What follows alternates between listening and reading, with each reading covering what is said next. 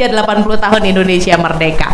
Oke, emang ya kita tuh tugas kita sekarang bukan untuk meraihnya gitu kan Kak. Tapi bahasanya menikmatinya, memperjuangkannya dan mempertanggungjawabkan perjuangan para pahlawan gitu kan.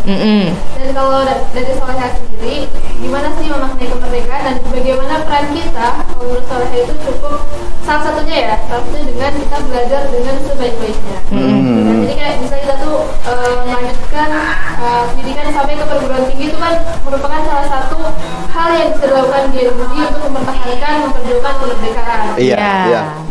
Lanjut ke Nadia nih, seperti apa Nat memaknai kemerdekaan ini di 80 tahun usia kemerdekaan negara kita, negara Indonesia? Bagi Indonesia tidak, kemerdekaan bukan hanya bebas penjajahan secara fisik ya kan, tetapi juga kebebasan berekspresi, kebebasan memilih jalan hidup dan kebebasan mendapatkan akses kita. Peluang kerja juga iya. Kemerdekaan berarti memiliki ruang yang aman untuk mengembangkan potensi diri atau tenaga, takut dilimitasi.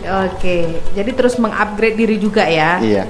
Sebagai anak muda nggak boleh lalai dengan waktu, harus terus memperbaiki diri biar bisa menjadi orang yang ya bermanfaat bagi nusa dan bangsa ya. Tapi lebih-lebih itu di kemerdekaan Indonesia. Kita belum tanya lagi nih ke satu lagi ke Nuraini nih. Masa kita tinggalin ya. Gimana Nuraini, kamu sebagai anak muda apa yang kamu rasakan di 80 tahun merdeka? Kira-kira apa peran anak muda menurut kamu yang harus kamu lakukan? Oh, yang pertama sih Kak, kalau kemerdekaan itu bukan tentang merdeka secara fisik aja nih Kak. Kita menyampaikan inspirasi dari kita sendiri itu udah termasuk merdeka loh Kak. Karena sebelum merdeka itu kan ada kita menyampaikan sesuatu itu dibatasi gitu loh Kak. Itu suatu peran yang penting sih bagi kami sendiri gitu. Jadi lebih apa ya?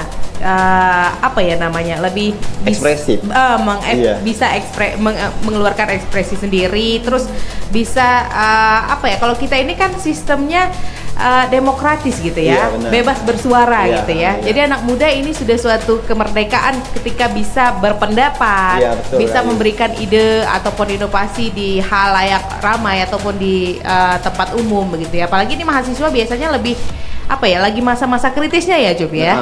Lagi suka-sukanya berargumen gitu.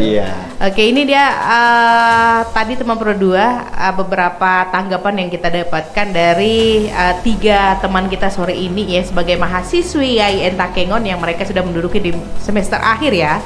Hampir akhir.